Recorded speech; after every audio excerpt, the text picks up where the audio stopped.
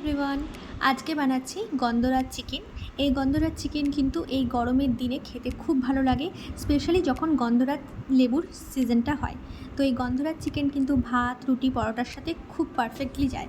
তো চলুন দেখে নিই কীভাবে বানাচ্ছি। Let's get started. প্রথমে এখানে আমি হাফ কেজি চিকেন কেটে ধুয়ে পরিষ্কার করে নিয়েছি। তারপর দিচ্ছি 2 টেবিল চামচের মতন ফ্যাটানো টক দই। আমি ভালো করে ফেটিয়ে নিয়েছিলাম, তাহলে কিন্তু টেক্সচারটা একটু স্মুথ হবে, তাই ভালো করে ফেটিয়ে নিতে হবে। তো টক দইটা আমি পুরো দিয়ে দেবো। টক দই দেওয়ার পর এখানে দিচ্ছি 2 টেবিল চামচ করে আদা আর রসুন বাটা। একদম ফ্রেশ আমি বেটে নিয়ে দিয়েছি, ফ্রেশটাই ব্যবহার করার চেষ্টা করবেন। দিচ্ছি এখানে স্বাদ মতন লবণ, হাফ চামচের মতন। তারপর দেবো এখানে গোলমরিচের গুঁড়ো 1 চিমটের মতন। তারপর দেবো এখানে আমি মেন যে ইনগ্রেডিয়েন্ট সেটা হলো এরকম গন্ধরাজ লেবু। তো গন্ধরাজ লেবুটাকে আমি এখানে হালকা করে চামড়াটা জাস্ট ক্রাশ করে নিচ্ছি। বেশি কিন্তু জোরে ক্রাশ করতে যাবেন না, তাহলে কিন্তু ভিতরের অংশটা চলে আসবে, আর ভিতরের অংশটা গেলে কিন্তু এই জায়গাটা তিতকুটি হয়ে যাবে। তাই আস্তে আস্তে জাস্ট যাতে চামড়াটাই এখানে ক্রাশ হয়। এই যে মোটামুটি আমি সম্পূর্ণটা দিয়ে দিয়েছি। এই যে এইভাবে যাতে ভিতরটা না যায়, ভেতরটা গেলেই কিন্তু তেতো হয়ে যাবে।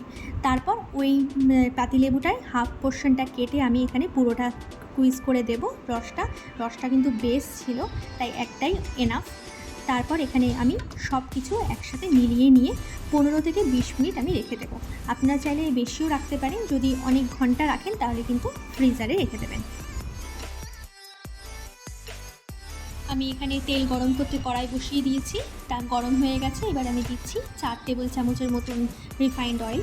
এটা কিন্তু সর্ষের তেলে হয় না, সর্ষের তেলে হলে কিন্তু টেস্টটা একদম উল্টে যাবে, তাই চেষ্টা করবেন এটা রিফাইন্ড অয়েলেই করতে। তেল গরম হয়ে গেলে এখানে দিচ্ছি কিছু গোটা গরম মশলা, 2টো লবঙ্গ, 2টো দারচিনি আর 2টো এলাচ। এবার দেবো আমি একটা বড় সাইজের পেঁয়াজ। আমার পেঁয়াজটা কিন্তু বেশ বড় ছিল, তাই আমি এখানে একটাই ব্যবহার করছি। তো বড় সাইজের পেঁয়াজটাকে অল্প 2 ফোঁটা জল দিয়ে আমি মিক্সারে ভালো করে পেস্ট বানিয়ে নিয়েছিলাম। নিয়ে আমি এখানে পুরোটা দিয়ে দেবো। দিয়ে এবার ভালো করে নাড়াচাড়া করব যতক্ষণ না পেঁয়াজের মধ্যে বাদামি কালারটা চলে আসে।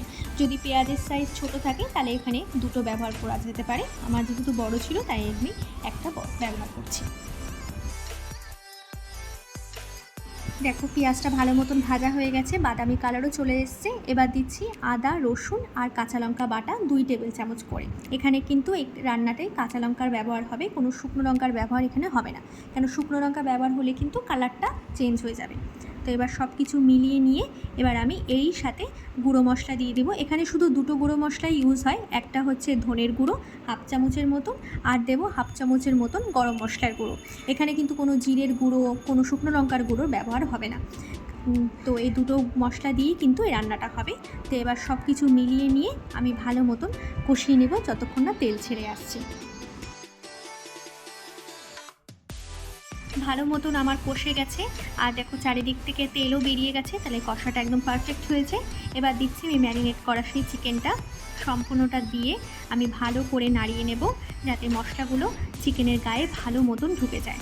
তো এটা 2-3 মিনিট ধরে আমি ভালো করে এটাকে করে নেব, নাড়িয়ে নেব, যাতে ভালো করে মশলাগুলো মাংসের ভিতরে ঢুকে যায়। 2-3 মিনিট ধরে আমি ভালো করে রান্না করেছিলাম। এটা কিন্তু আমি ঢাকিনি, আর ফ্লেমটা কিন্তু আমার মিডিয়ামেই ছিল। এবার দিচ্ছি স্বাদ অনুসারে লবণ, কারণ শুধু ম্যারিনেশনের সময় লবণ দিয়েছিলাম আমি। আর এখানে দিচ্ছি হাফ চামচের মতন চিনি। চিনিটা দিলে কিন্তু 2টো টক জিনিসটা ব্যালেন্স হবে, কেন যেহেতু পাতিলেবুর রস আছে, তার জন্য টকটাকে ব্যালেন্স করার জন্য এখানে একটু চিনি দিতে হবে। আর দিচ্ছি ঝালের জন্য হাফ চামচের মতন গোলমরিচের গুঁড়ো। আমি আগেও বলেছি এখানে কিন্তু শুকনো লঙ্কার ব্যবহার হয় না, অনলি গোলমরিচের ব্যবহারই হয়। আপনাদের কাছে যদি সাদা গোলমরিচের গুঁড়ো থাকে তাহলে কিন্তু আরও ভালো। আমার কাছে ছিল না, তাই কালো গোলমরিচের গুঁড়োই আমি ব্যবহার করছি। তো সব মিলিয়ে নিয়ে আমি আরও 15 থেকে 20 মিনিট কষিয়ে নেব। দেখো 15 থেকে 20 মিনিট কষানো হয়ে গেছে, রঙটাও কিন্তু পুরো কালচে টাইপের হয়ে গেছে। এবার যেই পাত্রে আমি ম্যারিনেট করে রেখেছিলাম সেই পাত্রে জল দিয়ে আমি যতটা গ্রেভি বানাবো ততটুকু আমি জল দিচ্ছি।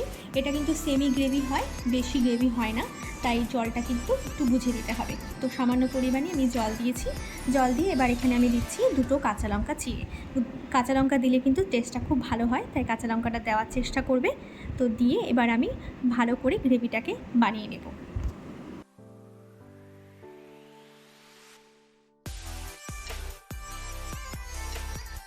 ঝোলটা আমার ফুটতে শুরু করেছে। এবার আমি ঢাকনা দিয়ে দিচ্ছি যাতে মাংসটা ভালো করে সিদ্ধ হয় 10 মিনিটের জন্য।